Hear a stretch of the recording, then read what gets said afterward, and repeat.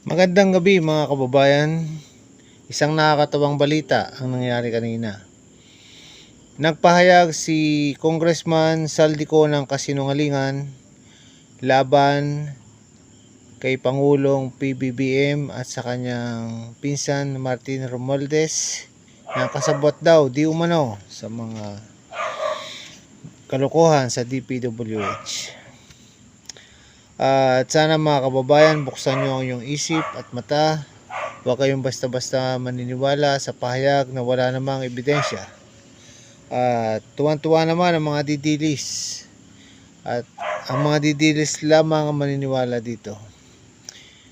At ginawa ito ni Congressman Saldico dahil sa pangako ni Inday Sayad at ni Pulong at ni Marco Beta na kung sakaling magtagumpay sila sa pababain si Pangulong PBBM at si Inday Lustay ay nakaupo, mabubura lahat ng kasalanan ni Saldico. Yan po ay ayon sa puting kabayo ni Boss Alfred Mark Guzman. Pakinggan po natin siya. Itong si Saldico sa pangako na kung mapapababa si PBBM, si Saldico ay mapapawalang sala. Ang lupit, di ba? Baliktaran ngayon. Ngayon, Saldico, ba't hindi ka umuwi at sabihin mo rito sa Pilipinas yung mga pinagsasasabi mo? Okay, si Saldico po, idadawit niya si PBBM, gagawa sila ng kwento para ito yung mag-i-ignite para sa rally nila sa 16. Nakita niyo po ba yung timing? Di ba? Nakita niyo yung timing? 2 days before ng rally? Para sa ganun, may pagkakataon pang pasingawin? Ngayon, idinadawit.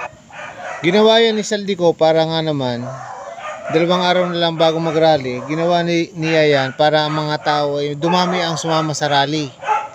Kaya ginawa yan plano ni Saldico, ni Marco Beta, ni Inday Sayad at ni Pulong. Tingnan mo naman ang kalokohan ng mga didilis. Pero sinasabi ko sa inyo mga kababayan, maging matalino po kayo. Huwag kayong magpaloko sa mga magnanakaw sa ating gobyerno. At para sa inyong kalaman mga kababayan, hindi sila magtatagumpay. O kayong mga didilis, hindi kayo magtatagumpay na pabagsakin ang gobyernong ito ng Pangulong Marcos. Dahil si Pangulong Marcos ay man of God. Ang Pangulong Marcos ay tao ng Diyos na buhay.